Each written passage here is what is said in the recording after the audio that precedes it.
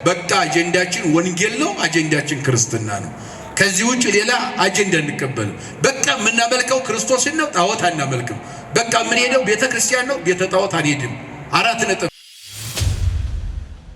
ያጥለቀለቀው ክርስትና ከ12 ሰዎች ተነስቶ 72 36 እያለ ቀጥሎ እስከ 8000 ማይበረ እስጢፋኖስ። ከዚያም በኋላ በእስጢፋኖስ ሞት ዓለም ተበትኖ ክርስቲያኖች ዓለምን እንዲያጥለቀልቁት ይሄን ሁሉ መከራ እንዴት እንዳደገ ዜና መዋዕላችን የተጻፈው በሐዋርያት ሥራ ላይ ነው። እኛ ትልቁ ችግራችን በቋንቋ በተለያየ በጎሳ በሰፈር በመንደር የምንጣላው የግል ዓላማ ስላለን እንጂ በነገራችን ላይ ክርስትናን ጣዕምና ሕይወት ብናውቀው ሐዋርያት ሥራ ስናነብ ነው። አለበለዚያ ብዙ አይገባንም። ክርስትና ራሱ ክርስትና ለመረዳት አንድ ሰው የሐዋርያት ሥራ ማንበብ ነው። እንዴት አለፉት መከራው። አሁን ዛሬም ያለው ነገም የሚመጣው መከራ በክርስቲያኖች ላይ ልቂቱ፣ ፈተናው፣ ይሄ ወጀቡ፣ ማይበሉ ይሄ ሁሉ የነበረ እንደነበረ ግን እንዴት አለፉት የሚለውን ነገር እዚያ ላይ እናገኘዋለን። ዘጸአትን ለመረዳት ዘፍጥረትን ማወቅ ያስፈልጋል። አለበለዚያ ዘፍጥረትን ሳንረዳው ዘጸአትን ብናነበው አይገባንም። ምንጩ ዘፍጥረት ስለሆነ መነሻው አይገባንም። በነገራችን ላይ ሊቁ ምን ይላል? አንብቡ አለ መልእክት ጥንታስ ከተፍጻሜታ፣ መጽሐፍን ስታነባት ከመጀመሪያው እስከ መጨረሻው አንብበው ይላል። አለበለዚያ አይገባም።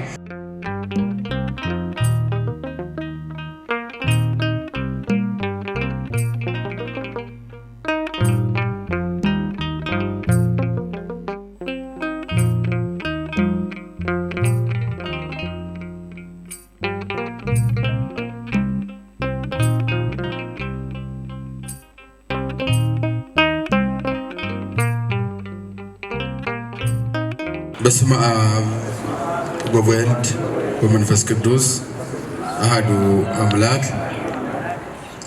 በቸርነቱ በይቅርታ ዋቅፎ ደግፎን እስከዚህች ዕለትና ሰዓት አድርሶን በዚህ በተቀደሰው ተራራ ለተቀደሰ ዓላማ በቤቱ የሰበሰበን የድንግል ማርያም ልጅ መድኃኔ ዓለም ከፀሐይ መውጫ እስከ ፀሐይ መግቢያ በፍጥረታት ሁሉ አንደበት ስሙ የተመሰገነ ይሁን።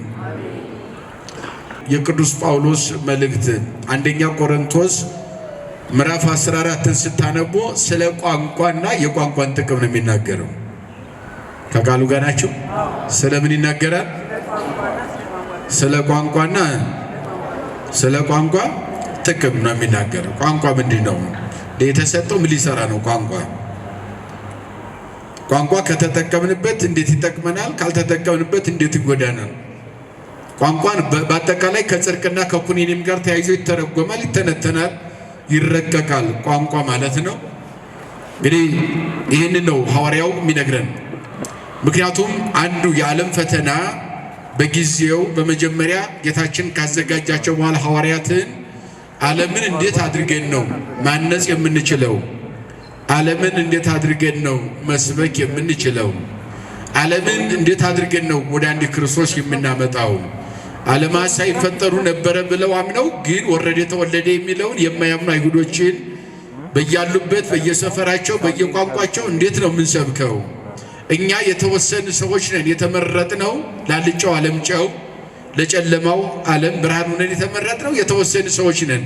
ዓለም ሰፊ ነው፣ እኛ ደግሞ ትንሽ ነን። 12 72 እናቶች ሲጨመሩ 36 ይጨመሩና እንደው 120 ቤተሰብ ነን። እናስተምር እንኳን ብንል ይህን ዓለም አይደለም ዓለምን በሙሉ በዚህ በኢየሩሳሌም አርማይኩን ዕብራይስጡን ወደ ሶርያም ስንሄድ በአንጾኪያ አልፈን ወደ ሶርያም ስንሄድ ዩጋሪት የሚባለውን ሱርስት የሚባል ቋንቋ አለ። በየአቅጣጫው ስንሄድ የራሱ የሆነ ዓለም የሚነጋገርበት የሚግባባበት የራሱ ቋንቋ አለና በአንድ ዕብራይስጥ ቋንቋ ዓለምን እንዴት አድርገን እናንጸው፣ እንዴት ብሎስ ወንጌል ተደራሹን የሚል የውስጥ ሐሳብ ነበረባቸው። ለዚህ መፍትሄ የሚሆነው የመንፈስ ቅዱስ ጸጋ ወርዶ መሰጠት ስለነበረበት ጌታችን ቀጠሮ ሰጣቸው። 10 ቀን ቀጠሮ ሰጣቸው። ካረኩ በኋላ በ10ኛው ቀን ጸጋ ሰማያዊ ኃይል ይሰጣቸዋል ብሎ ነገራቸው። ያንንም በቤተ መቅደስ በአንድ ልብ ሆነው እየጸለዩ ጠበቁ። በአንድ ልብ ሆነው እየጸለዩ ሲጠብቁ ብዙ ጸጋ ተሰጣቸው። ከዚያ መካከል አንዱ ቋንቋን ማወቅ መረዳት ነው። ከዚያ መካከል አንዱ ምንድነው? ቋንቋን ማወቅ ነው።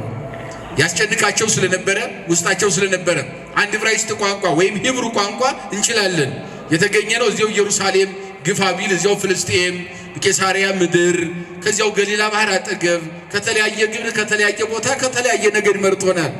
ዓለምን እንዴት አድርገን ነው የምናድጸው?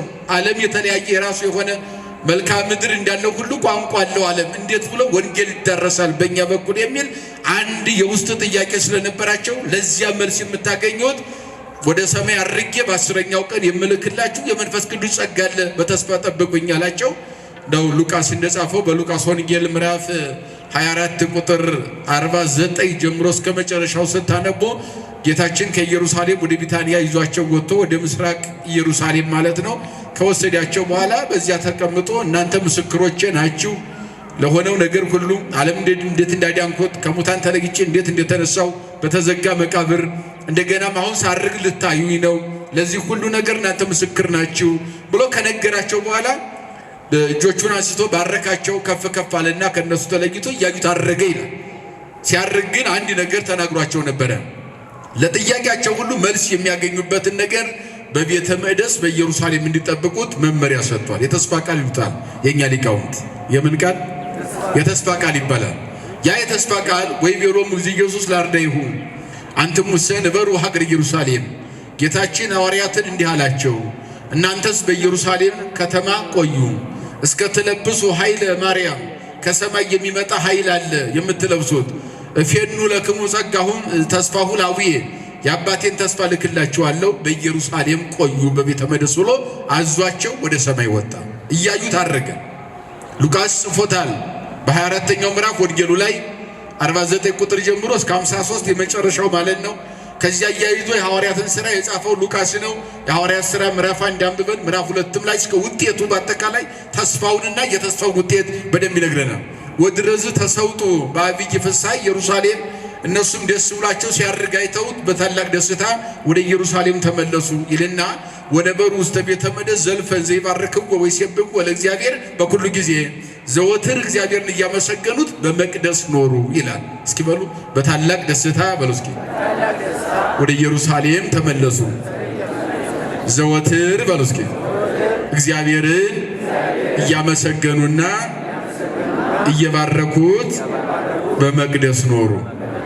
በምን ኖሩ? ስለዚህ የተትረፈረፈ ጸጋ ለማግኘት በመቅደስ መኖር ነው።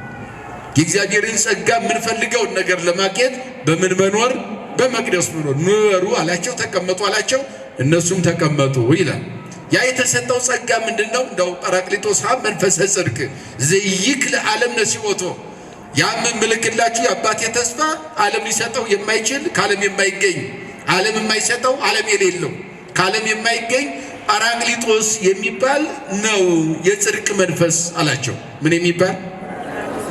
ግሪኮቹ ጰራቅሊጦስ ይሉታል። ጰራቅሊጦስ የነሱ ነው ቋንቋው። ወደኛ ስንተረጉመው የኛ ሊቃውንት ኃይለ አርያም ብለውታል። የሰማይ ኃይል ብለውታል። የምን ኃይል? በእኛ ሀገር ቋንቋ በእኛ ሀገር ሊቃውንት ሲተረጎም ሰማያዊ ኃይል፣ የሰማይ ኃይል፣ ከሰማይ የሚላክ ስጦታ ጸጋ፣ ማንም የማይሰጠው ስጦታ ነው ብለውታል። ይህ ጰራቅሊጦስ ብለውታል እነሱ። የመንፈስ ቅዱስ ዘመን ነው። መዋዕለ ጴንጠቆስቴ ወይም ጴንጠቆስቴ የሚባለው ጊዜ ባለፈ ጊዜ ወረደላቸው የሚለው የመንፈስ ቅዱስ ጸጋ ነው። እንግዲህ ይህንን ጸጋ ይጠባበቁ ዘንድ በመቅደስ መኖር ስላለባቸው አዘዛቸው፣ በመቅደስ ኖሩ የሚለውን እንመለከታለን። ስለ ቋንቋ ነው የዛሬው ቃል የሚናገረው ምዕራፉ ጳውሎስ ያልኳቸው። እንደ ቋንቋ ትንሽ ስለ ቋንቋ እስኪ እንነጋገር። ቋንቋ በመጀመሪያ የሰው ልጅ ቋንቋ ብዙ የቋንቋ ምሁራን ያጠኑት ጥናት አለ፣ ግን እስካሁን ድረስ አልተስማሙበትም። ሁሉም በየፊናው የራሱን ድርሻ የራሱን ያስቀምጣል ውጤት ማለት ነው። ጥናት ያጠኑ ብዙ የቋንቋ ምሁራን አሉ ያጠኑ ማለት ነው። በእኛም ቤት እስከ ጥጉ ያጠኑ አሉ። በሌላውም በዓለማዊውም ደረጃ እስከ የቋንቋ ምሁራን ብዙ ቋንቋ አጥንተዋል።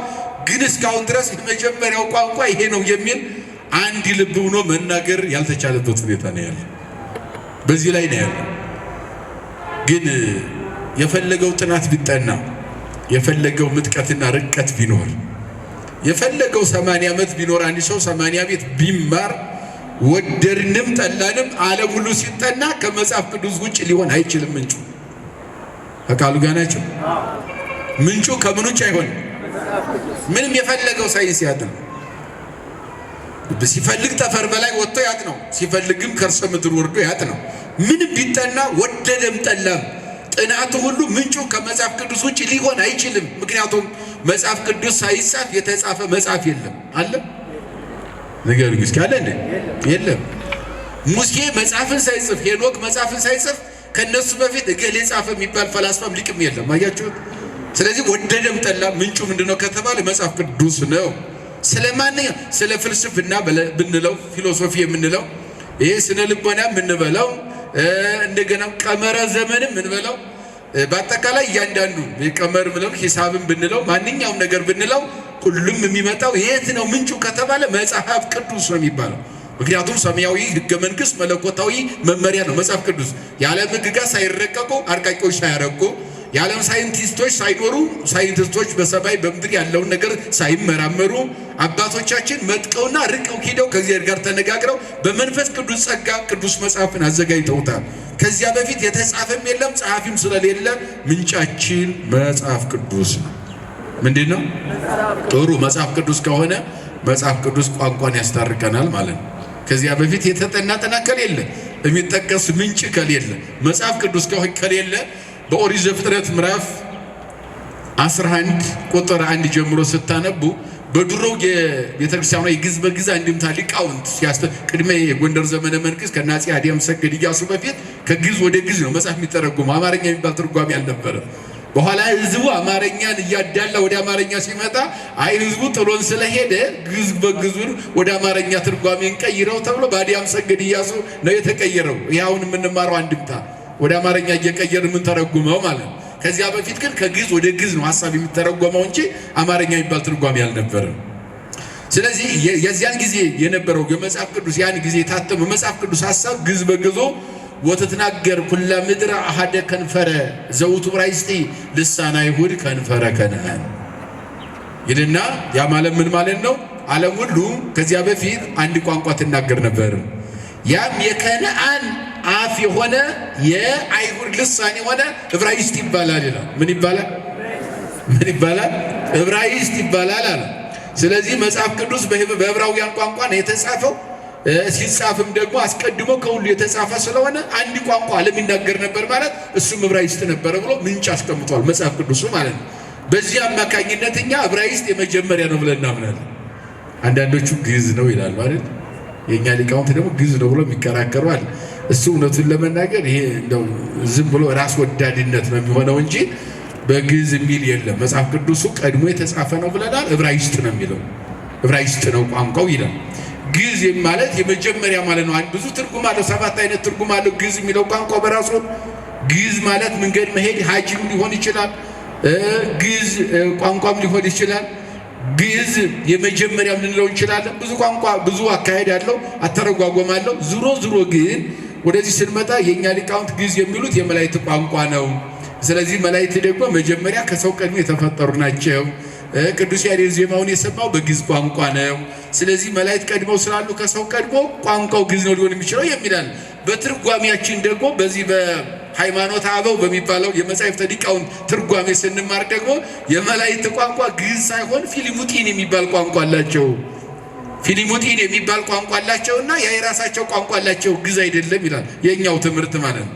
ስለዚህ ዙሮ ሁሉም ስንጠቀልለው ዕብራይስጥ የሚለው በሰዎች ዘንድ ሰዎች ይናገሩት የነበረ የመጀመሪያ ቋንቋ የመላእክትን እንተውና ዕብራይስጥ ነው የሚለውን የመጽሐፍ ቅዱስ ሐሳብ አሃዱ ቃሉ ወአሃዱ ነገሩ። በአሁኑ ደግሞ የግዕዝ ቋንቋ ደግሞ መጽሐፍ ቅዱሱ አንድ ቃልና አንድ ቋንቋ ዓለም ይናገር ነበር ይላል ዘፍጥረት ምዕራፍ 11። በነገራችን ላይ ዘፍጥረት መጽሐፍ ቅዱስ ስታነቡ ዘፍጥረት ምዕራፍ 1 ጀምሮ እስከ 11 ያለው የዓለም ታሪክ ነው የሚባለው። ዓለምን በአንድ አረፍተ ነገር የሚገልጽ ወይም ሰው የሚለው ላይ ነገር ብቻ የተጻፈ ትኩረት ያደረገ። እዚህ ላይ አሕዛብ የሚባል የለም፣ ሕዝብ የሚባል ነገር የለም፣ አረማውያን የሚባል ነገር የለም፣ ጣዖት አምላኪ እግዚአብሔርን አምላክ የሚባል ነገር የለም። ዘፍጥረት ምዕራፍ 1 እስከ 11 ስታነቡ ሰው የሚለውን ነገር ብቻ ነው የሚያጠነጥነው ታሪኩ እንጂ ስለ ሕዝብ፣ ስለ አሕዛብ፣ ስለ አረማውያን፣ ስለ የተለያዩ ጣዖት አምላኪዎች፣ ስለ ነገድ፣ ስለ ጎሳ አይደለም የሚያወራው። ስለምን ያወራል? ሰው ስለሚለው ብቻ። ስለምን ብቻ? አንድ አዳም ተፈጠረ ይላል። የአዳምና ሔዋንን መፈጠር ከገለጠ በኋላ አቤልና ቃየል ይላል። ከአቤልና ቃየል እንደገና ሴት ተገኘ በኋላ ከአዳም መልሶ ይላል። ሴት ደግሞ ቃይናን መላልኤልን ወለደ። መላልኤል ሄኖስ መላልኤል ደግሞ ያሬድን፣ ያሬድ ማቱሳላ ደግሞ ያሬድ ማንን ወለደ? ሄኖክን ይላል። ሄኖክ ላሜህን ወለደ። ላሜህ ኖህን እያለ የሚቀጥለው የሰው ዘርን ብቻ ነው የሚተነትነው እስከ 11 ያለ። ከዚያ እስከ ኖህ ይመጣል። ኖህ እንደገና ሴም ካም ያፌትን ወለደ። ከዚያ እነሱም ደግሞ በየነገዳቸው ልጅ ወለዱ ይልና 11 ላይ ይጨርሳል። ይሄ አጠቃላይ ሰው የሚለው ነገር ብቻ ነው። እዚህ ላይ ህዝብ፣ አህዛብ፣ ጣዖት አምላኪ፣ እግዚአብሔርን አምላኪ የሚባል ነገር የለም። የዓለም ታሪክ ነው የሚባለው። ይሄ ከምን እስከ ምን? ዘፍጥረት ከምን እስከ ምን? ከአንድ እስከ ስንት? እስከ 11 መጽሐፍ ቅዱስ ስታጠኑ እንደዚያ ነው። ከዚያ በኋላ ግን አብርሃም ይልና 12 ላይ ይቀጥላል። ከ12 ጀምሮ አብርሃም ይልና በአብርሃም በኩል እዚህ ላይ ይስሐቅ መጣ፣ እስማኤል መጣ። እስማኤል አህዛብ፣ ይስሐቅ ደግሞ እስራኤል ወደሚለው የእግዚአብሔርና የጣዖት አምላኪ የሚል ቀጠለ ማለት ነው። ከዚያ ይቀጥላል ወደ ያዕቆብ ይስሐቅ ይመጣል። ይስሐቅ እንደገና ያዕቆብና ኤሳው ወለደ። ኤሳው አህዛብ ነው። ህዝብ ደግሞ ማን ይባላል?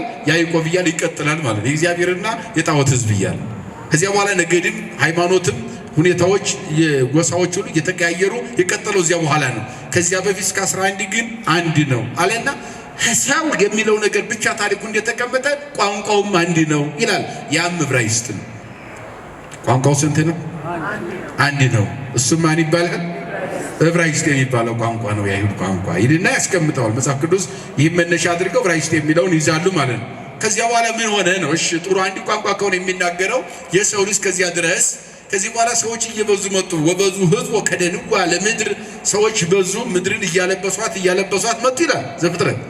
እያለበሷት ምድር እየተቆጣጠሯት መጡና ምድረ ሰናኦር ወደሚባለው ምድር ደረሱ። ሰናኦር የሚባል ሰው ያዘጋጀው ርስት ነበረውና ወደ ሰናኦር ምድር፣ ይሄ ከለዳውያን ምድር የሚባለው ኢራቅና ኢራን የሚባለው አካባቢ ነው ሰናኦር ምድር የምንለው። በኋላም ፋርስ፣ ባቢሎን፣ ደሴትና ተርሴስና ደሴያት ይባላል። በመጽሐፍ ቅዱስ ብዙ ስም አላቸው። ወደ እነኛ መጣና ዓለም እየተቆጣጠረ ኢራቅ የሚባለው በመጽሐፍ ቅዱስ ባቢሎን የምንለው በዚህ ቦታ ላይ የሰው ልጆች እየበዙ ሲመጡ ምን አደረጉ? ጡብን እናምርት ማለትም ቦለኬት ማለት ነው መጽሐፍ ቅዱስ ጡብ የሚለው። ወይም ሸክላን ተኩስ እና ግንብ እንስራ እስከ ሰማይ ጫፍ ድረስ የሚደርስ በሰማይ ካለው አካል ጋር እንዋጋና ድል አድርገን ዓለምን እንምራው የሚል ትውልድ ተፈጠረ። ከእግዚአብሔር ጋር የሚዋጋ ትውልድ ማለት ነው። ይቻላል ወይ ነው? ይቻላል እንዴ? ያው ሞከሩ፣ ግን ግንብ ገነቡ፣ እስከ ሰማይ ጫፍ ደረሱ። ፀሐይ ያቃጠላቸው፣ ያም አልበቃቸውም፣ ቀጠሉ።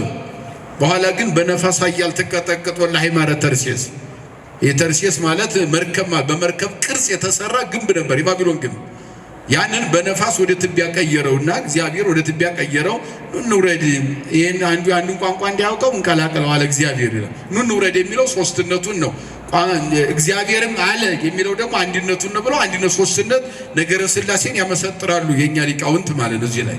ከዚያ በኋላ በምን ወረደ? በረድኤት እግዚአብሔር ወረደና፣ ያው በረቂቅ ነው አይታይም እግዚአብሔር ግን ወረደና አንዱ ያንዱን ቋንቋ እንዲያውቃለ ቀላቀለው ቋንቋቸውን። አንዱ ድንጋይ ሲሸከም አንዱ እንጨት አንጣ ሲለው ድንጋይ የሚሸከም፣ ውሃ አንጣ ሲለው ቦለኬት የሚሸከም ሰው ተፈጠረ። ከዚያን ጊዜ ጀምሮ ቋንቋቸው ተበተነ። ቋንቋ የተበተነበት ምድር ስለሆነ፣ ሰዎች የማይግባቡበት ዓለም ስለሆነ ባቢሎን ተባለ። ባቢሎን ማለት ብትን የተበተነ ማለት ነው ትርጉሙ። ከቃሉ ጋር ናቸው። ምን ማለት ነው? የተደበላለቀ፣ የተቀላቀለ፣ የተበተነ፣ መግባባት ያልቻለ ትውልድ የተፈጠረበት ምድር ባቢሎን ተባለ ይላል። ዝሩት ማለት ነው። ወደ ግስ እንቀይረው ባቢሎን ዝሩት፣ የተበተነ፣ ማይግባባ፣ መግባባት ያልቻለ ትውልድ የተፈጠረበት ሰፈርና መንደር ማለት ነው ብለውታል ሊቃውንት። ደግሞም ባቢል በሚባል ነፋስ ህንፃውን ቀያይሮታልና ባቢሎንም ተባለ የሚል ሁለተኛ የቋንቋ ትርጓሜ ያለው። ዞሮ ግን እዚህ ላይ ሰዎች አንድ ቋንቋ ይናገር የነበረው የሰው ልጅ ቋንቋው ተበተነ፣ ማይግባባ ሆነ፣ በዓለም ተበተነ ነው ባጭሩ። ቋንቋቸው ብቻ አይደለም እነሱም ተበተኑ በዓለም። ከዚያ በኋላ የየራሱን ቋንቋ ወልዶ ተበተነ፣ ሁሉም በዚያው ቀጠለ። የዓለም ቋንቋ እንደዚያ ሆነ ማለት ነው። ግን ምክንያቱ ምንድነው ሲባል ኃጢአት ነው። እግዚአብሔር ጋር ውጊያ እንዋጋ፣ በሰማይ ያለውን ድል አድርገን እኛ በሰማይ ተቀምጠን በሱ ዙፋን ዓለምን እንብራ ብሎ የተነሳ ሚጸኛ ትውልድ በአመፃቸው ምክንያት እንዳይግባቡ ነዋል ማለት ነው። ሊቃውንት ይህንን የብሉይ ኪዳን የኦሪት መተርጉማን ርቀው ሲተረጉሙት ከ72 ነው ቋንቋው ያን ጊዜ የተቀላቀለ ይላሉ። ከቃሉ ጋር ናቸው። ከስንት ባቢሎን የነበረው ህዝብ አንድ ቋንቋ የሚናገረው ዕብራይስጥ የሚናገረው 72 አይነት ቋንቋ ሆኑና ከ72 ቋንቋ ተበትነው በዚያው ተለያዩ ይላል። ይሄ በዘመን ሂደት 5500 ዘመን የነበረው እንግዲህ ከአዳም ጀምሮ ስንቆጥረው ማለት ነው።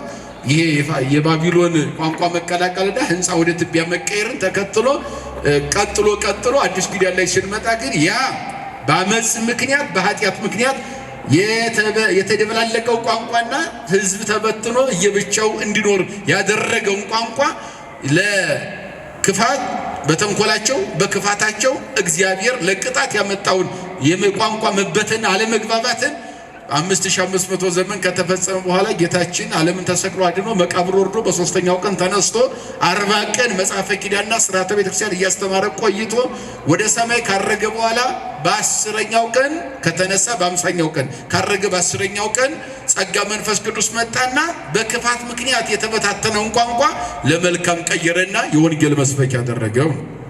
በብሉይ ኪዳን ለምን ተበተነ? በሰዎች ኃጢአት ምክንያት። በሐዲስ ኪዳን ለምን ተገለጠ? ለወንጌል ለፍቅር። ቃሉ ጋር ናቸው። አንዱ ማለት ነው በሐዲስ ኪዳን ካገኘነው ጸጋ መካከል አንዱ አስቀድሞ በክፋት ምክንያት ያጣነውን የቋንቋ መደበላለቅ ለመልካም ነገር ለወንጌል ለፍቅር መስበኪያ እግዚአብሔር መልሶ የገለጠልን መሆኑን አንዱ የፍቅር መገለጫ ነው። እግዚአብሔር መውደዱ የምንታውቅበት ብዙ ነገር ቢኖርም ከሰማይ መውረዱ ማዳኑ የኛን ሥጋ መዋሃዱ ሰው ሆኖ ዓለምን ማዳኑ ብቻ ሳይሆን ያንን በክፋታችን ምክንያት ያጣነውን አለመግባባት በቋንቋ ፍቅር የሆነ ወንጌል እንዲሰበክበትና ድነት ዓለም እንዲነገርበት መልሶ ቋንቋን መግለጡ ነው ብለው ሊቃውንት ተረጉሙታል። ጰራቅሊጦስ በግሪኩ በእኛ ኃይለ አርያማዊ ሰማያዊ ኃይል ይሰጣችኋል የአባቴ ተስፋ የተባለውን በመቅደስ ሲጠብቁ በ10ኛው ቀን ባረገ በ10ኛው ቀን ጌታችን ጸጋ መንፈስ ቅዱስን አወረደላቸው ባሉበት ቤት ላይ። እግዚአብሔር በጸጋው ይጎብኘን ሁላችን። አዎ ግን አንዳንድ ሊቃውንት ለምንድነው 10 ቀን ደጅ አስጠናቸው? ዛሬ አርጎ ዛሬውኑ መላክ እየቻለ ይላል። አዎ ይችላል። እግዚአብሔር አይችልም? እግዚአብሔር ይችላል። ዛሬ ተነስቶ ዛሬ ማድረግ ይችላል። ዛሬ አርጎ መንፈስ ቅዱስን ዛሬውኑ መላክ ይችላል። ነገር ግን 40 ቀን የቆየበት ዋናው ምክንያቱ መጽሐፈ ኪዳንና ሥርዓተ ቤተክርስቲያን ስራልን ብለው ሐዋርያት ሰባርዲት ቅዱሳት አንስት ጠይቀው ስለነበረ ሥርዓት እየሰራ ኪዳን እያስተማረ ደግሞም የተነሳው ምታት እንዳልሆነ አምላክ ሰው ሆኖ ዓለምን እንዳዳነ ያ በለበሰ ሥጋ የተነሳው አምላክ እንደሆነ ሃይማኖትን ለማጽናት ለማረጋገጥ 40 ቀን ቆየ። ከ40 ቀኑ ደግሞ ወደ ሰማይ እያዩት አረገ። ተደብቆ አይደለም፣ በግልጥ እንደሚመጣም የሉቃስ እንደጻፈው ቅዱስ ሉቃስ እንደጻፈው በሐዋርያት ሥራ ምዕራፍ ሲያርግ ምዕራፍ 1 ቁጥር 11 ላይ ሐዋርያት እያዩት ነው ያረገው። እንዲሁ እንዳያችሁ ሲያርግ እንዲሁ ይመጣል ብሎም ነግሯቸዋል። በግልጥ እንደሚመጣ እግዚአብሔር ካረገ በኋላ በ10ኛው ቀን ግን እልክላቸዋለሁ ያላቸውን ቀጠሮ ያስያዘበት ምክንያቱ ደግሞ አለው ወመሐረ በዓለመ መላእክት ተሳተ ዕለተ 9 ቀን በመላእክት ዓለም አስተማረ ነው የሚለው መጽሐፍ። ስንት ቀን? አዎ አርጎ ዕለቱን መንፈስ ቅዱስ መላክ ይችላል። ለምን 10 ቀን አስጠበቃቸው ቢሉ ዓለመ መላእክትን ወንጌል ማስተማር ነበረበት። ዓለመ መላእክትን ኪዳን ማስተማር ነበረበት። ለሰው ልጆች የተሰራው ሕግ ሁሉ በዓለመ መላእክትን መሰበክ ስላለበት 9 ቀን ሰበከ ነው የሚለው። እንደውም በመጀመሪያው ቀን ሊቃናት የሚባሉ ነገደ መላእክት አመሰገኑት። በሁለተኛው ኃይላት የሚባሉ አመሰገኑት። በሶስተኛው ቀን ደግሞ መኳንንት የሚባሉ አመሰገኑት። በአራተኛው ቀን ረበናት የሚባሉ ነገደ መላእክት 99 ነገድ ማለት ነው። ደረጃ በደረጃ እያመሰገነው እስከ 9ኛው ቀን ድረስ እየሰበከ ከዚህ ከኤረር ጀምሮ እስከ ጽርሐ አርያም እስከሚወጣ በ9ኛው ቀን ኪሩቤል የሚባለው ነገድ አመሰገነው። ጸወርተ መንበር በ10ኛው ቀን ዙፋን ላይ ተቀመጠ። መንፈስ ቅዱስ ላከላቸው ይላል። ያን ቀጠሮ ጠብቀው በመቅደስ ነበሩና ተላከላቸው። የተላከ መንፈስ ቅዱስ ወይም የመንፈስ ቅዱስ ጸጋ በግሪኮቹ ጰራቅሊጦስ፣ በእኛ ሰማያዊ ኃይል ይባላል። ምን ይባላል? በግሪኮቹ ምን ይባላል? ጰራቅሊጦስ። በእኛ ምን ይባላል? ሰማያዊ ኃይል ልክላቸዋለሁ ያላቸው። ይሄ 6 አይነት ትርጓሜ ሰጥተውታል። ይሄ ስንት አይነት ትርጓሜ? ጰራቅሊጦስ ወይም ሰማያዊ ኃይል ሲተረጎም 6 አይነት ትርጓሜ። አንደኛው መጽንዒ ይባላል። መጽንዒ ማለት የሚያጸና ማለት ነው። ኃይል የተሰጠው ኃይል ነው። ምን ይባላል? መጽንዒ ማለት የሚያጸና ማለት ነው። መከራ ቢመጣ መከራውን የመጋፈጥ አቅም የሚሰጥ ማለት ነው። አያችሁ፣ ሰይፍ ቢመጣ፣ ስለት ቢመጣ፣ ገደል ላይ መወርወር ቢመጣ፣ እስር ቢመጣ እጅግር ታስሮ የመዘመር አቅም የሚያሰጥ መዝሪ የሚያጸና ማለት ነው። ሰይፍ ይመጣ ሰይፍ ረግጦ የማለፍ ወጥመድ ይመጣ ወጥመድ ሰብሮ የማለፍ አቅም የሚሰጥ መጽንዒ የሚባል ኃይል ነው አንዱ ጰራቅሊጦስ ሲተረጎም። ሁለተኛው መንጽሒ ይባላል። መንጽሒ በሉ እስኪ። አዎ መንጽሒ ማለት ደግሞ የሚያነጻ ማለት ነው። ከርኩሰት አንጽቶ ቅድስናን ገንዘብ እንዲያደርጉ የሚያደርግ የሚያነጻ የሚቀድስ የሚለይ ከርኩሰት የሚለይ ኃይል ነው ሁለተኛው። ሶስተኛው ደግሞ መስተስሪ ይባላል። ምን ይባላል? መስተስሪ። መስተስሪ ማለት ደግሞ ኃጢአትን የሚያስተሰሪ ማለት ነው። ኃጢአትን የሚያስወግድ ማለት ነው። እነሱ ኃጢአታቸው ተወግዶላቸው ዓለምን ይፍታህ ብለው በእግዚአብሔር ስም የመፍታት የማሰር ስልጣናቸው የሚያጸናላቸው ለዚያ የሚሆን ኃጢአትን የሚያስተሰሪ ማለት ነው። ስንተኛው? ሶስተኛው። አያችሁ። አራተኛው ደግሞ መስተፍስሒ ይባላል። ምን ይባላል? መስተፍስሒ። መስተፍስሒ ማለት መከራን እየተቀበሉ ደስተኛ መሆን ማለት ነው። አያችሁ። የሚያስደስት ማለት ነው። ሐሴትን የሚሞላ ማለት ነው። አያችሁ። በሐዋርያት ሥራ ይሄ ዜና መዋዕል የክርስትና ዜና መዋዕል መሰረታዊ ነገሩን የምናገኘው ክርስቲያን ስለ ክርስቲያኖችና እንዴት ክርስትና እንዳደገ ፈተናውን እንዴት እንዳለፈ በመከራ ውስጥ ክርስትና እንዴት እንዳበበ ዓለምን ዛሬ ያጥለቀለቀው ክርስትና ከ12 ሰዎች ተነስቶ 72 36 እያለ ቀጥሎ እስከ 8000 ማይበረ እስጢፋኖስ ከዚያም በኋላ በእስጢፋኖስ ሞት ዓለም ተበትኖ ክርስቲያኖች ዓለምን እንዲያጥለቀልቁት ይሄን ሁሉ መከራ እንዴት እንዳደገ ዜና መዋዕላችን የተጻፈው በሐዋርያት ሥራ ላይ ነው። ተቃሉ ጋር ናቸው። በምን ላይ ነው የተጻፈው? በነገራችን ላይ ክርስትናን ጣዕምና ሕይወት ብናውቀው ሐዋርያት ሥራ ስናነብ ነው። አለበለዚያ ብዙ አይገባ ነው ክርስትና ራሱ። ክርስትና ለመረዳት አንድ ሰው የሐዋርያት ሥራ ማንበብ ነው። እንዴት አለፉት መከራው? አሁን ዛሬም ያለው ነገም የሚመጣው መከራ በክርስቲያኖች ላይ ልቂቱ፣ ፈተናው፣ ይሄ ወጀቡ፣ ማይበሉ ይሄ ሁሉ የነበረ እንደነበረ ግን እንዴት አለፉት የሚለውን ነገር እዚያ ላይ እናገኘዋለን። እዚያ ላይ እናገኝ። ሐዋርያት ሥራ በደንብ ብታነቡት 28 ምዕራፍ ነው ያለው። እሱን 28 ምዕራፍ እውነቱን ለመናገር በቀን አንድ ምዕራፍ ብታነቡ ስንት ቀን ይፈጃል? 28 ምዕራፍ ቀን ነው የሚፈጀው አይደለ? በቀን አንድ ምዕራፍ ብናነብ ማለት ነው። ይሄን ብናነብ ደግሞ ክርስትና ጣዕሙን እናውቀዋለን። በፈተና ውስጥ እንዴት እንደሚጥም በመከራ ውስጥ እንዴት እንደሚጥም ማለት ነው እናውቀዋለን። ስለዚህ የታሰሩ የሚዘምሩ ናቸው ያሉት። የሐዋርያት ሥራ ላይ ታሰሩ ይላል።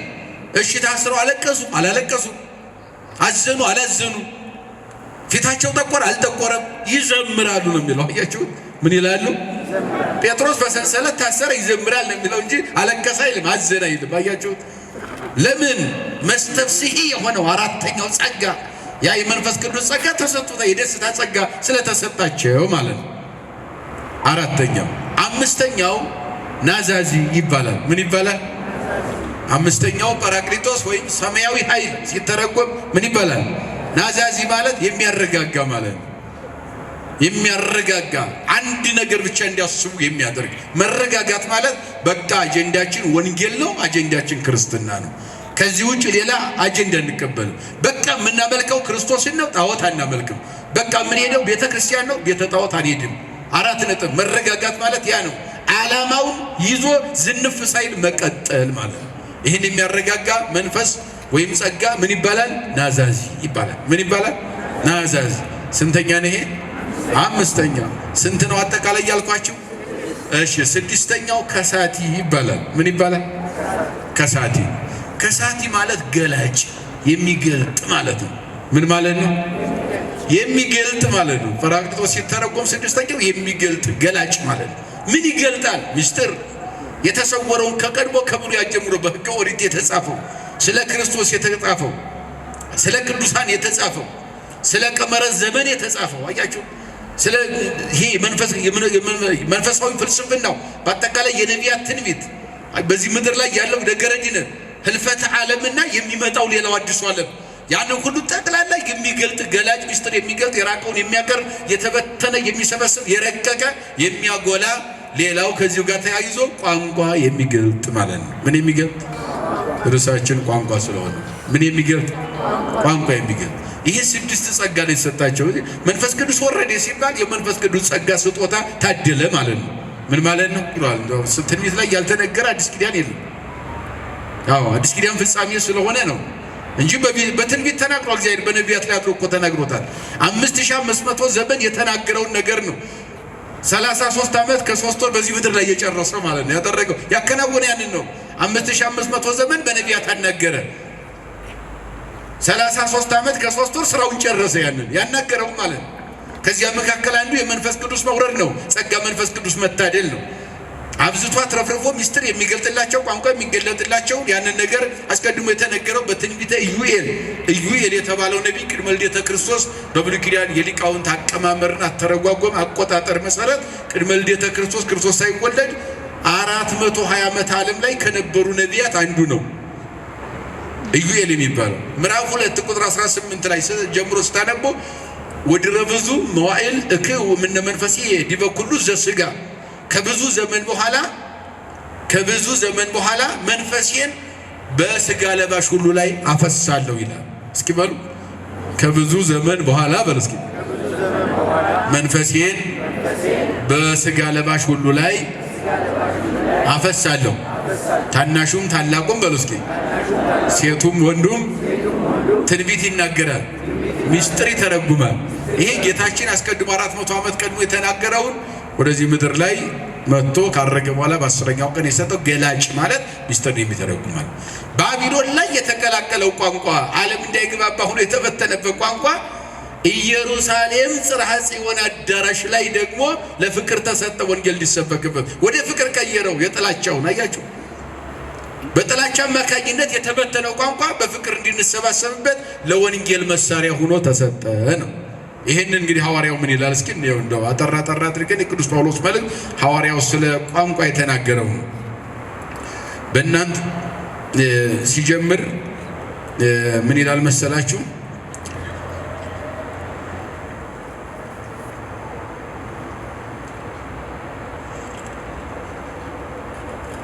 ስለ ቋንቋ ነው በደንብ ምዕራፍ 14ን ስታነቡ ስለ ቋንቋ ብቻ ነው በደንብ የሚተረጉመው እና በዚህ በመጀመሪያ ሲተረጉም ምን ይላል? ቋንቋን ፍቅርን ተከተሏት። ባለፈው ስለ ፍቅር ስላስተማረ ምዕራፍ 13 ላይ ፍቅርን ተከተሏት ብሎ ይጀምራል። ምንን ተከተሏት? ያው ተከተሏት ማለት አጽንታችሁ ያዟት ማለት ነው፣ እንዲያትለቋት። እሷ የሕግ ሁሉ ፍጻሜ ናት ነው። ምዕራፍ 13 ላይ ስለ ፍቅር ብቻ ነው የተማርነው ባለፈው። ያንን መነሻ አድርጎ አንዱ ምዕራፍ ለአንዱ ምዕራፍ መሰረት ነው፣ አንዱ መጽሐፍ ለአንዱ መጽሐፍ መሰረት ነው። መጽሐፍ ቅዱስ ስታነቡ ዘጸአትን ለመረዳት ዘፍጥረትን ማወቅ ያስፈልጋል። አለበለዚያ ዘፍጥረትን ሳንረዳው ዘጸአትን ብናነበው አይገባንም። ምንጩ ዘፍጥረት ስለሆነ መነሻው አይገባንም። በነገራችን ላይ ሊቁ ምን ይላል? አንብቡ አለ መልእክት እምጥንታ እስከ ተፍጻሜታ። መጽሐፍን ስታነባት ከመጀመሪያው እስከ መጨረሻው አንብበው ይላል። አለበለዚያ አይገባም። ልቦለድም ይሁን ምንም ይሁን ማንኛውም ዜና መዋዕል ቢሆን ዓለማዊ መንፈሳዊ ከመሃል ገብተን ብናነበው ይገባናል አይገባንም? ይገባናል አይገባንም አይደል? ሐሳቡን የምንረዳው ከመጀመሪያው ከመቅድሙ ጀምረን እያነበብነው ስንሄድ ነው እየተረዳ ነው ምን ሄደው ማለት መሃል ላይ ገብተን ካነበብን መጽሐፍ ቅዱስ ስናነብ ዘፍጥረትን ያላነበበ ሰው ዘጸአትን በደንብ ተረድቶ ማስረዳት አይችልም። አሁንም ምዕራፉንም ስናነባው 13 ላይ ስለ ፍቅር ተነተነ፣ የፍቅርን ውጤት ነገረን። እዚህ ላይ ይሄኛው ሌላ ወደ ቋንቋ ትርጓሜ ከመግባቱ በፊት ፍቅርን ተከተሏት አለ። ምንን ተከተሏት? አጽንታችሁ ያዙ። ስለ ፍቅር የነገርኳችሁን የቆሮንቶስ ምዕመናን ፍቅርን እንዲያትተዋት አለና ይቀጥላል። እዚያው በኋላ ፍቅርን ተከተሏት አለና ለመንፈሳዊ ስጦታ ይልቁንም ትንቢት በመናገር ተፎካከሩ። ምን በመናገር? በማስተማር ማለት ነው። ለወንጌል ማለት ነው። ለአገልግሎት ማለት ነው። ተፎካከሯል። በከንቱ ነገር ሲከራከሩ ስለሚውሉ ስለ ክፉ ነገር ለምን ትከራከራላችሁ? መከራከር ያለባችሁ ትንቢት ስለመናገር፣ ወንጌል ስለመስበክ፣ የክርስቶስን የማዳን ሥራ ለመናገር ስለዚያ ተከራከሩ፣ በከንቱ ነገር አትከራከሩ እያሉ ቀጠለ። በቋንቋ የሚናገር ለእግዚአብሔር እንጂ ለሰው የሚናገር አይደለም። በቋንቋ የሚናገር ለማን እንጂ? አዎ ለእግዚአብሔር እንጂ ማለት እኔ አሁን ለምሳሌ የራሴ ቋንቋ እናንተ ማታውቁ ሊኖረኝ ይችላል። ያ ቋንቋ የሚጠቅመው ግን ለእናንተ አይጠቅምም። ለማን የሚጠቅመው? ለእግዚአብሔር ነው። እግዚአብሔር ለማመስገን ብቻ ነው የሚጠቅመኝ ማለት ነው። ምክንያቱም የኔ ቋንቋ ነው። የኔ ቋንቋ ስለሆነ ለእናንተ ምንም ጥቅም የለውም። ቢገባችሁ ጥሩ ነበረ፣ ትጠቀሙ ነበረ። ግን ለእግዚአብሔር ብቻ ነው የሚጠቀመው አለ። አያችሁ፣ በቋንቋ አንድ ሰው በራሱ ቋንቋ ብቻ የሚያወራ ከሆነ ለእግዚአብሔር እንጂ ማለት ጸሎት ጸልዮበት ከእግዚአብሔር ጋር ይገናኝበታል እንጂ ሌላው ጋር ግን ለሌላው ግን ጥቅም የለውም ማለት ሌሎቹ እግዚአብሔር ጋር እንዲነጋገሩበት እንዲረዱት አይሆንም። ቀጠለና ለሰው የሚነገር አይደለም ማለት የሚናገረውን የሚሰማ የለምና አያችሁ ሰሚ ከሌለው ማለት ነው። እኔ ብናገር የኔን ቋንቋ ስለማሰሙት የኔ ብቻ ነው የሚሆነው። ነገር ግን በመንፈስ ምስጢርን ይናገራል። የትንቢትን የሚናገር ግን ለማነጽና ለመምከር ለማረጋጋትም ለሰው ይናገራል።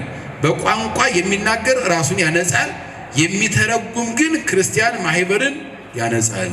አያችሁ በቋንቋ የሚናገር ራሱን ይመክራል፣ የሚተረጉም ግን ክርስቲያኖችን ማህበራትን ያነጻል። ማንን ያነጻል? ማህበራት ማለት ይሄን ጉባኤውን ማለት ነው። የሚተረጉም ማለት ቋንቋን የሚተረጉም በፈለገው ቋንቋ መናገር የሚችል ለሌላው ይተርፋል። አንድ የራሱን ብቻ ግን ይዞ የሚናገር ለራሱና ለእግዚአብሔር ከእግዚአብሔር ጋር ይነጋገርበታል፣ ይገናኝበታል፣ ይቅርታ ያገኝበታል፣ እግዚአብሔርን ያመሰግንበታል፣ ራሱ ይጠቀማል ከእግዚአብሔር ጋር ተገናኝቶ እንጂ ለራሱ ብቻ የሆነ ቋንቋ ትርጉም የለውም ለሌላው። ግን የሚተረጉም ማለት ምስጢሩን አውጥቶ ከቋንቋ ወደ ቋንቋ ተርጉሞ አብራርቶ የሚያስተምር ካለ ግን ማህበሩን ጭምር ያነጻል። ምን ይላል? ማንን ያነጻል? ማህበሩን። ማህበሩ ሁሉም በሚረዳው ቋንቋ ማስተማር ማለት ነው። ማህበሩን ያነጻል ማለት ማህበር ማለት ምእመናን ናቸው፣ ጉባኤውን ህዝብ ማለት ነው። ያነጻል ሲል ደግሞ ወደ ቅድስና ይጠራል፣ እግዚአብሔርን እንዲያከብሩ ያደርጋል፣ ከእግዚአብሔር ጋር ያገናኛል፣ ሰምተው ይለወጣሉ። ንስሐ ግቡ ሲላቸው ንስሐ ይገባሉ፣ ያን ጊዜ ይቀደሳሉ፣ ወደ ሥጋ ወደሙ ይቀርባሉ፣ ከክርስቶስ ጋር አንድ ሆኑበታል አለ። ያነጻል። ያ የሚተረጉም ማለት ነው። ቋንቋ የሚናገር ግን የራስ ቋንቋ ብቻ ከሆነ ለራሱ ነው። በቋንቋ የሚናገር ራሱን ያነጻል፣ የሚተረጉም ግን ክርስቲያኖች ወይም ማህበርን ያነጻል። ሁላችሁም በቋንቋ ልትናገሩ እወዳለሁ አለ። ሁላችሁም በቋንቋ ልትናገሩ ምን እላለሁ? እወዳለሁ አለ። ማለት እግዚአብሔርን ለማመስገን ማለት ነው። ይልቁንም ትንቢት ልትናገሩ እወዳለሁ፣ ለሌላውም ልትተርፉ ማለት ነው። ለራሳችሁ ብቻ በራስ ቋንቋ ብቻ ሳይሆን ተምራችሁ ተረድታችሁ ትንቢት ለመናገር ሌላውንም ለመጥቀም ትንቢት ትናገሩ ዘንድ እወዳለሁ። ሳይተረጉም በቋንቋ ከሚናገር ይልቅ አለ። የሰማችሁ ነው። ሳይተረጉም በቋንቋ ከሚናገር ይልቅ ትንቢት የሚናገር እጅግ ይበልጣልና፣ የሚያስተምር ማለት ነው፣ ይበልጣልና። ቢተረጉም ግን አለ ማህበሩን ያነጻል። ቢተረጉም ምንን ያነጻል? ማህበሩ ምን ይላል? ያነጻል፣ ይጠቅማል፣ ህዝቡን ወደ እግዚአብሔር ያቀርባል ይላል። ይቀጥላል። አሁን ወንድሞቼ ሆይ ወደ እናንተ መጥቼ በማታውቁት ቋንቋ ባናግራችሁ የጥበብን ነገር ቢሆን የትንቢት ነገርም ቢሆን የማስተማር ስራን ቢሆን ገልጬ ካልነገርኳችሁ የምጠቅማችሁ ጥቅም ምንድነው ይላል። ጥያቄ አያችሁ። ወደ እናንተ መጥቼ ተርጉሜ ካላስተማርኳችሁ ዝም ብዬ ትንቢትን መናገር ሊሆን ይችላል፣ ማስተማርም ሊሆን ይችላል። በእኔ ብቻ ቋንቋ ብነግራችሁ ምን ትርጉም አለው? ተርጉሜ ካልነገርኳችሁ ማለት በሁላችሁም ቋንቋ ካላስረዳዋችሁ ማለት ነው። በሁላችሁም ቋንቋ ካላስረዳዋችሁ እንደ ትንቢትን መናገር ሊሆን ይችላል፣ መስበክም ሊሆን ይችላል። የኔ ብቻ ከሆነ ቋንቋው ምን እጠቅማችኋለሁ ይልና ራሱን ጥያቄ ውስጥ ያስገባል። ነፍስ የሌለው ድምፅ የሚሰጥ እንደ መሰንቆ ወይም እንደ ክራር ያለ መሳሪያ በስልት ካልተመታ መሰንቆ ወይም ክራሩ የሚለውን ማን ያውቃል ይላል። አያችሁ መሰንቆ አሁን እየመታን ነው የምንዘምረው አይደል? አይደል? አሁን እኔ ብመታው መሰንቆ ያምራል? የኔ ቢጤ አሁን ዝም ብሎ ተነስቶ መሰንቆውን ሊጮህ ይችላል አይደል? ጆሮ ከማደንቆር ውጭ ግን ጥቅም አለው? ያምራል አያምርም? ቋንቋው ጋር እንግባባለን አንግባባም? የሚያውቀው ሲመታው ግን እንግባባለን አይደል? ቅኝት ሲቃኝ ምን ሊዘምር እንደሆነ አናውቅም? አረ ንገሩኝ። አናውቅም? እናውቃለን። ለምን? ቋንቋውን በደንብ የመሰንቆውን ቋንቋ የክራሩን ቋንቋ አዋቂው ስለተረጎመው ማለት ነው። አዋቂው ካላገኘው ግን ምናልባት ከራሱ ጋር ሊግባባ ይችላል። ለኛ ግን ጆሮ ያደነቁራል እንጂ ጥቅም የለውም።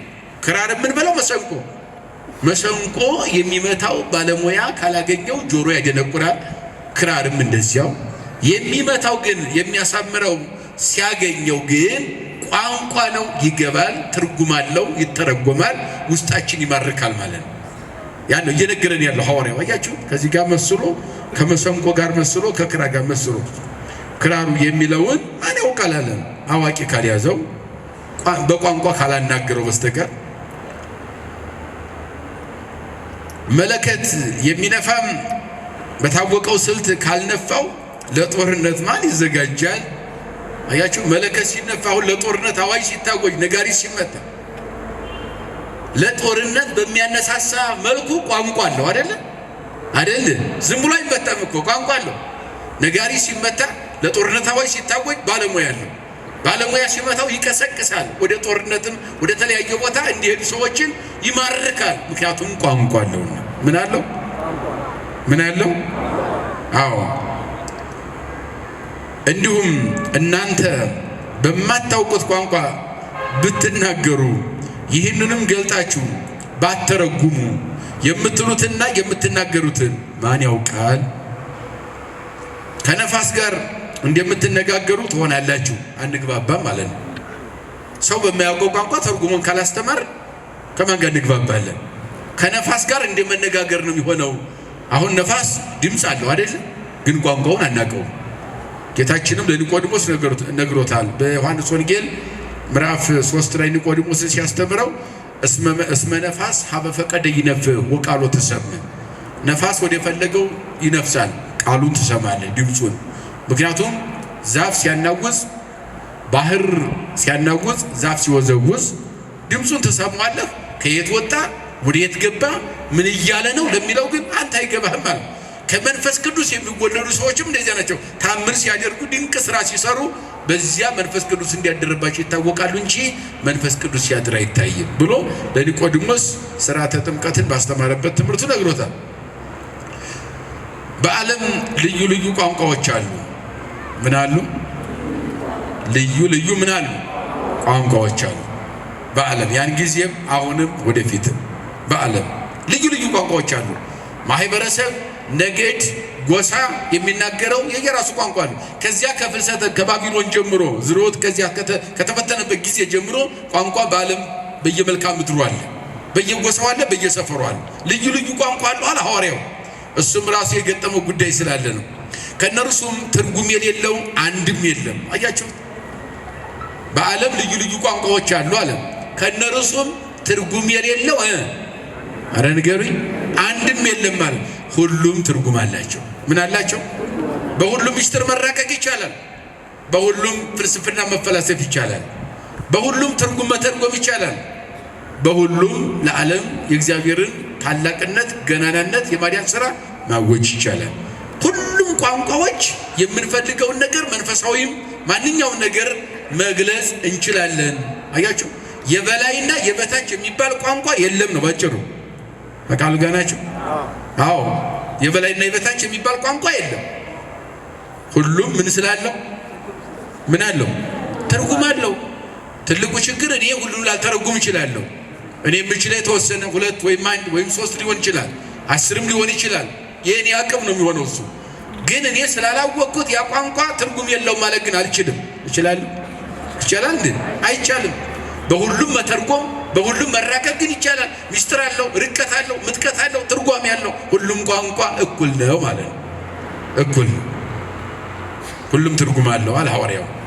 የቋንቋውን ትርጓሜ ካላወቅኩ እኔ አለ ለራሱ ሲሰጠው የቋንቋውን ትርጓሜ ካላወቅኩ እኔ ለሚያነጋግረኝ እንደ እንግዳ እሆንበታለሁ። የሚያነጋግረኝ ርሱም ለእኔ እንደ እንግዳ ይሆናል። አንግባባም ማለት ነው።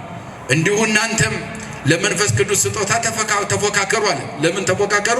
ለመንፈስ ቅዱስ ስጦታ ማለትም ቋንቋ እንዲተረጎምላችሁ መንፈስ ቅዱስ እንዲገልጽላችሁ መልካም ሥራ በመስራት እሱን ጠይቁት እያለ ነው። ተፎካከሩ የሚለው መፎካከር ያለባችሁ መንፈስ ቅዱስ ጸጋ በመቅደስ ኑሩ አላቸው። እሺ ብለው መቅደስ ተቀመጡ። እያመሰገኑ እንዳለ በ10ኛው ቀን ጸጋ መንፈስ ቅዱስ ተሰጣቸው። ይፎካከሩ ነበረ። በመቅደስ ተሰብስበው በጽርሐ ጽዮን ፉክክራቸው ምን ነበረ? ስለ ቅድስና ብቻ በአንድ ልብ ሆነው በመጸለይ ብቻ እግዚአብሔርን ይጠብቁ ነበር። ፉክክራቸው ጸሎት ነው። ተበዙም ዘንድ ማህበሩም የሚታነጽበትን ፈልጉ።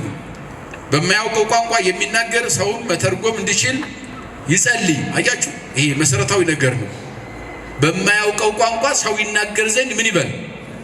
ይጸልይ። እስኪ በሉ በማያውቀው ቋንቋ በሉ እስኪ ሰው ይናገር ዘንድ ምን ይበል? መፍትሄው ምንድነው አለ? ጸሎት ነው። ቋንቋ እንዲገለጥ እንጸልይ አለ። በጸሎት ስለነበር የተገለጠላቸው ጠብቁ አላቸው። አንደኛ ፍጹም እምነት፣ ሁለተኛው ፍጹም ጸሎት ያስፈልጋል። ቋንቋ እንዲገለጥ አለ። ይጸልይ አለ እንዲገለጥለት ተርጉሞ ለማስተማር። በማላውቀው ቋንቋ የምጸልይ ከሆነ ቃሌ ብቻ ይጸልያል፣ ያው የግሌ ነው ማለቱ ነው። ልብ ግን ባዶ ነው ይላል። እንግዲህ ምን አደርጋለሁ? በመንፈስ ጸልያለሁ ማለትም በማስተዋል ማለት ነው። በመንፈስ መጸለይ ማለት በማስተዋል ልቤን ሰብስቤ ራሴን ለእግዚአብሔር ሰጥቼ ማለት ነው። በማስተዋል እማልዳለሁ አለ፣ እለምናለሁ ማለት ነው። መማለድ ማለት መለመን ነው፣ ሚስጥር እንዲገልጥልኝ ማለት ነው። በመንፈሴ እዘምራለሁ፣ በማስተዋልም እዘምራለሁ። አንተ በመንፈስ ብታመሰግን ያቆመው ያልተማረው በአንተ ምስጋና ላይ እንዴት አሜን ይላል?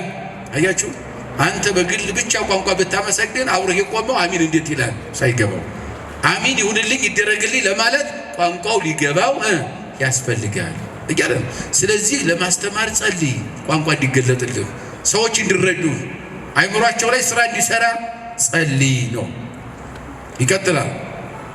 የምትጸልየው አያውቅምና እነሆ አንተስ መልካም ታመሰግናለህ፣ ነገር ግን ሌላው እንዴት ይታነጽልሃል? እግዚአብሔርም አመሰግነዋለሁ ከሁላችሁም ይልቅ እኔ በቋንቋዎች እናገራለሁና። እግዚአብሔርን ምን እለዋለሁ አለ? አመሰግነዋለሁ። ምን እለዋለሁ? እግዚአብሔርን አመሰግነዋለሁ ከሌላው ይልቅ እኔ በቋንቋዎች እናገራለሁና። አንድ ቋንቋ ነበራቸው፣ ሂብሩ ነው፣ ዕብራይስጥ ነው፣ የሐዋርያት ቋንቋ። በኋላ ግን እዚያው 71 ቋንቋ ተጨመረላቸው። ስንት ሆነ ማለት ነው? 72 ቋንቋ ሆነ። 72ቱም ቋንቋ እኔ እናገረዋለሁ አለ። አያችሁ፣ ከሌላው ይልቅ እኔ በቋንቋዎች እናገር። 72 ቋንቋ ለቅዱስ ጳውሎስ ደርሶታል። በዚህ ቋንቋ መተርጉማን በ72 ቋንቋ ጳውሎስ አስተምሯልና ነው አለ። እሱ ስላስተማራል። እነሆ አንተስ መልካም ታመሰግን፣ ነገር ግን ሌላው እንዴት ይታነጻል? እግዚአብሔርን አመሰግነዋለሁ አለ ከሁላችሁም ይልቅ እኔ በቋንቋዎች እናገራለሁና፣ ነገር ግን ሌሎችን አስተምር ዘንድ በቋንቋ ከሚናገር ብዙ ቃል ይልቅ በቤተ ክርስቲያን በአይምሮዬ 5 ቃላትን ልናገር እሻለሁ። 5 ቃላት ማለት 5ቱ አዕማደ ምስጢር ነው። ትርጓሜ ሲተረጉሙ 5ቱ አዕማደ ምስጢር 5 ቃላትን እናገራለሁ አለ። ይሄ መሰረት ነው፣ የሃይማኖት መሰረት ነው። ነገረ ሥላሴ ነው። መጀመሪያ ዓለም ሳይፈጠር እግዚአብሔር በአንድነት በሶስትነቱ ነበረ። ካለመኖር ወደ መኖር ዓለምን አንጥቶ በአንድነት በሶስትነቱ ፈጥሮ እየገዛ አለ። ዓለምን አሳልፎ በአንድነት በሶስትነቱ ለዘላለም ይኖራል። ለመንግስቱ ህልፈት ውላጤ ሽረት የለውም ማለት ነው። መንግስቱ አያልፍም። ሥላሴ ዓለም ሳይፈጠር ነበር፣ አሁንም አለ፣ ወደፊትም ይኖራል ዓለምን አሳልፎ። ይሄ ምስጢረ ሥላሴ በአንድነት በሶስትነት የሚለው ነው። ሁለተኛውም ቃል ያለው ነገረ ሥጋዌ ነው። ረቂቁ አምላክ መጥቶ በግዘፍ ሥጋ ተዋህዷል። አምላክ ሰው ሆኖ ሰው አምላክ ሆኖ ዓለምን አድኗል። ምስጢረ ሥጋዌ የምንለው። ሶስተኛው ደግሞ ረቂቁ ከጎኑ የፈሰሰው ማየገቦ ውሃ ሲሆን የምንጠመቅበት አሐዱ አብ ቅዱስ፣ አሐዱ ወልድ ቅዱስ፣ አሐዱ ውእቱ መንፈስ ቅዱስ ብሎ ካህኑ በሚቀድስበት ጊዜ በሥርዓተ ቅዳሴው ያ ውሃው ከክርስቶስ ጎን በዕለተ ዓርብ እንደፈሰሰው ማየገቦ ሆኖ ልጅነት ያሰጠኛል ብሎ ማመን ነው። ይሄ ሶስተኛው። አራተኛው ደግሞ አሐዱ አብ ቅዱስ፣ አሐዱ ወልድ ቅዱስ፣ አሐዱ ውእቱ መንፈስ ቅዱስ ብሎ ሥርዓተ ቅዳሴውን በሚቀድስበት ጊዜ ወይኑ ወደ ደመ መለኮት፣ ስርናዩ ወደ ህብስቱ ወደ ሥጋ መለኮት ተቀይሮ ሥጋና ደግሞ የዘላለም ሕይወት ቀራንዮ ላይ የተሰጠው አማናዊ ሆኖ ይሰጠኛል ብሎ ማመን ምስጢረ ቁርባን ነው። ከሙታን ተለይቶ ተነስቶ ክርስቶስ አድርጓል፣ እንዲሁ እሱ እንደተነሳ እኛ እንነሳለን፣ ለትንሣኤያችን በኩራችን ነው ብሎ ማመን ምስጢረ ትንሣኤ ሙታን ነው። 5 ቃላት እናገራለሁ፣ 5ቱ አዕማደ ምስጢርን አስተምራለሁ ማለት ነው። ልናገር እችላለሁ አለ። 5ቱ ቃላትን ልናገር እችላለሁ። ይሄ የሃይማኖት መሰረት ነው። ማንኛውም ክርስቲያን ሊያውቀው የሚገባ ግዴታ ነው። ወንድሞቻችን ሆይ በአይምሮ እንደ ሕፃናት አትሁኑ። በምን በአይምሮ እንደ ሕፃናት አትሁኑ፣ ነገር ግን ለክፉ ነገር እንደ ሕፃናት ሁኑ። አያችሁ፣ በጣም የሚገርም ነው። እኔ ቅዱስ ጳውሎስ በጣም የሚደንቀኝ እንዴት አድርጎ የዓለምን ስነ ልቦና እንዴት እንደበላው ነው። ወንድሞቻችን ሆይ በአይምሮ እንደ ሕፃናት አትሁኑ ማለት ሕፃን አሁን ይሄ እርጥቡንም ደረቁንም እንጨቱንም ድንጋዩንም ምን ይላል? ይቀላቅላል አይደለ? ምክንያቱም ሕፃን ነው፣ ገና እውቀቱ ስለሌለው ማለት ነው። አያችሁት? እንደዚያ ዝም ብላችሁ እንጨት ድንጋይ አትቀላቅሉ ማለት ነው። እሱ ሕፃን ስለሆነ ነው። እናንተ ትልቆች ናችሁ፣ አዋቂዎች ናችሁ ሳለ የሕፃን ስራ አትስሩ ማለቱ ነው። ይቀጥላል። በጣም የሚደንቀው ደግሞ እንደ ባይምሮ እንደ ሕፃናት ሁኑ አለና ነገር ግን ብሎ ሲያፈርሰው ደግሞ ለክፉ ነገር ግን እንደ ሕፃናት ሁኑ። ለምን ነገር ለምን ለክፉ ነገር ለምን ሕፃናት ምን አይሰሩም ማለት ነው? ክፋት የላቸውም። አያ ተንኮል የለ፣ ቂም የለ፣ ስርቆት የለ፣ ቅጥፈት የለ። አያችሁ መጀመሪያ ሕፃን እርጥቡን ደረቁ እንደሚቀላቀል እንደዚህ አይነት የሕፃን ስራ አትስሩ አለ። ነገር ግን ለክፉ ነገር ግን እንደ ሕፃናት ሁኑ ማለት ቂም በቀል አይኑራችሁ፣ ክፉ አትሁኑ፣ ከልባችሁ አድርጉ። ምክንያቱም ሕፃን በተርጉማን ሕፃንን ሲተረጉሙት በማቴዎስ ወንጌል ምዕራፍ 18 ላይ እንደተጻፈው ሕፃን እንደ ሕፃን ያልሆነ ካልሆናችሁ እንደዚህ ሕፃን መንግስተ ሰማያት አትገቡም የሚለው ሲተረጉመው ሕፃን ብዙ ጊዜ የሚተረጎመው በየዋህነቱ በንጽህናው ነው፣ ቅድስና ነው። ልቡም ከን የለውም፣ ክፋት የለውም። ለምሳሌ እናቱ ተቆጥታ ብትቆነጥጠው ያለቅሳል አይደለ? እንባው ይፈሳል። እንባው እየፈሰሰ እንባው ሳይደርቅ ግን እናቱ እቅፍ ነው ሄዶ የሚቀመጠው። ለምን? ቂም የለውም። አባቱ ይገርፈዋል፣ ያለቅሳል። እንባው እየፈሰሰ እንባው እንኳን ፈሶ ሳያልቅ አባቱ እቅፍ ሄዶ ይታከካል፣ አብሮ ይላል። አያችሁ? ለምን? ቂም የለም፣ በቀል የለም፣ ክፋት ተንኮል የለውም። እንደዚያ ሆኑ። ለክፋት ግን እንደ ሕፃናት ሁኑ አለ። ይቀጥላል ሐዋርያው እንዳልኳችሁ እንዴት አድርጎ በምሳሌ ዓለም እንዴት እንደበላው ነው ዓለም ስነ ልቦና። በእውቀትም ፍጹማን ሁኑ፣ በእውቀትም ፍጹማን ሁኑ። በኦሪት ይህንን በሌሎች ቋንቋዎች በሌላም አንደበት እናገራችኋለሁ። ምክንያቱም የኦሪት ምሁር ነው፣ አስተምሯል። ኦሪትንም ጠንቅቆ ከጳውሎስ በላይ ማን ያውቃታል? ኦሪትን ብሉይ ኪዳን የገማልያል ተማሪው ተብሏል። አሁን ቋንቋ መናገር ለማያምኑ ሰዎች ለምልክት ነው፣ ለሚያምኑ ግን አይደለም፣ ትንቢት ለሚሆን ነው እንጂ ሰማያኑ አይደሉም። ሕዝቡ ልዩ ቋንቋ በልዩ ልዩ ቋንቋ ቢናገር አላዋቂዎች ወይም የማያምኑ ቢመጡ አብደዋል ይሏቸው የለምን? ሁሉም ትንቢት ቢናገሩ ግን የሚያምኑ ወይም አላዋቂዎች ቢመጡ ሁሉ ይከራከሯቸው የለምን?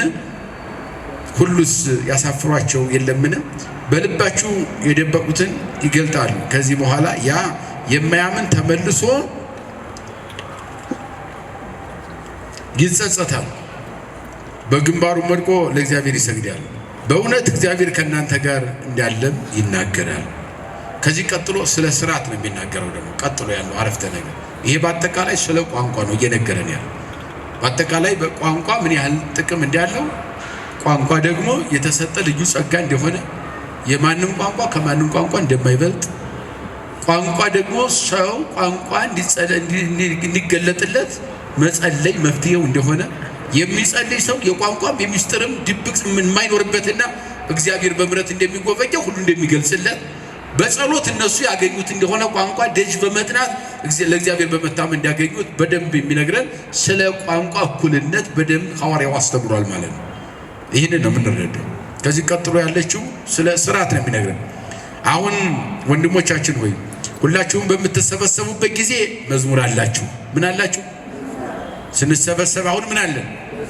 ማንን የምናመሰግንበት? እግዚአብሔርን የምናመሰግን መዝሙር አለን። አያችሁ? ለምን? አንድ ሁነን የምንዘምርበት፣ አንድ ሁነን እግዚአብሔርን የምናመሰግንበት፣ አንድ ሁነን እግዚአብሔር ላደረገልን ነገር ምስጋና የምናቀርብበት፣ በአንድ ሁነን የምንዘምረው ሰማያ ሰማያት መጥቀን ከመላእክት ዓለም የሚቀላቅለን መዝሙር አለ። ትምህርትም እንደዚያው አላችኋል። አሁን እየተማርን ነው፣ ዘምረናል፣ ተምረናል። ቀጣይም ዝማሬ ይኖራል፣ ቀጣይም ትምህርቱ ይቀጥላል። እንደዚህ ነው እስከ ሕልፈተ ዓለም የሚቀጥል ያው የሆነ ስራ ስለሆነ የተሰጠን። በምትሰበሰቡበት ጊዜ መዝሙር አላችሁ፣ ትምህርት አላችሁ፣ መገለጥ አላችሁ። ተሰብስቦ በገሃድ መገለጥ ማለት በገሃድ በአደባባይ ተሰብስበን ክርስቲያን ነኝ ብለን እዚህ ተሰብስበን የምንማረው መገለጥ ማለት ነው። በቋንቋ መናገር አላችሁ፣ መተርጉም አላችሁ። አንዱ ያነባል፣ አንዱ ይተረጉማል፣ ይገልጣል ማለት ነው። ሁሉም ለሚታነጽበት ጥቅም አድርጉት። በቋንቋ የሚናገር ቢኖር ሁለት ወይም ቢበዛ ሶስት እየሆኑ በተራ ይናገሩ። አስተርጓሚ ማስተማር ይቻላል ማለት ነው። አሁን ዝም ብለን በሆነ ባልሆነው ነገር እንጣላለን፣ አልገባንም እንጂ ሃይማኖቱ ቋንቋ አንዱ ባያውቅ አንዱ የሚያውቀውን ሌላው ደግሞ በቋንቋ ተርጉሞ ማስተማር ይቻላል። አይቻልም ወይ? እኔም ማስተምረውን አሁን እዚህ የማይሰማ ሰው ካለ በሌላ ቋንቋ ሌላው ተርጉሞ ማስተማር ይቻላል። አይቻልም? ስለዚህ ትምህርቱ መድረስ ይችላል አይደለም? ስለዚህ መፍትሄው ምንድነው? ፍቅር ነው ማለት ነው እንጂ ቋንቋ የሚያጣላ ጉዳይ አይደለም። አጀንዳም አይደለም። እኛ ትልቁ ችግራችን በቋንቋ በተለያየ በጎሳ በሰፈር በመንደር የምንጣላው የግል ዓላማ ስላለን እንጂ የእግዚአብሔር ዓላማ ከሆነ ያለን አንዱ ለአንዱ ተርጉሞ መማማር ይቻላል። አይቻልም? አንዱ ለአንዱ ተርጉሞ መዘመር ይቻላል። አንዱ ለአንዱ ተርጉሞ መቀደስ ይቻላል። ምን ችግር አለ? ወደ ውጭ ዓለም እኮ ስንሄድ እኮ ቅዳሴ ሲቀደስ በእንግሊዘኛ ያኛው ይላል፣ እኔ በአማርኛ ላለው በግዕዝ ላለው ምንም ችግር የለውም። ቃሉ ያው ነው። ዝሮ የቋንቋ መለያየት አያጣላም። ቅዳሴ ላይ ሲቀደስ በኦሮመኛ አንዱ ቢል አንዱ በእንትን ቢል ችግር የለው። ዜማ የሚዜማው በግዕዝ ቋንቋ ይዜማል። ከዚያ ውጭ ግን በተለያየ ቋንቋ ህዝቡ በሚሰማው እየተቀባበሉ በትርጓሜ በአስተርጓሚ መማማር ይቻላል፣ መቀደስ ይቻላል፣ መዘመር ይቻላል፣ ማስተማር ይቻላል፣ መተርጎም ይቻላል። አይቻልም?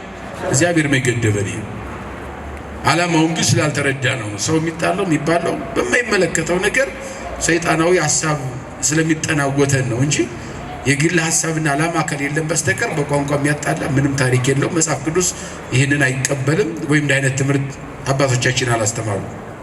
የተረጉሙለት በሌላው ሰው ይተርጉሙለት። የሚተረጉም ከሌለ አለ ደግሞ እስከ መፍትሄው ግን በቤተ ክርስቲያን በቋንቋ የሚናገረው ዝም ይበል። በእግዚአብሔር መካከልና በርሱ መካከል ይናገር። ነቢያት ቃላቸውን ለቤተ ክርስቲያን ይታወቅ ዘንድ ሁለት ወይም ሶስት ሆነው ይናገሩ፣ በአስተርጓሚ ያስተምሩ። ለማይገባው ተቀምጦ ሳለ ምስጢር የተገለጠለት ቢኖር ፊተኛው ዝም ይበል።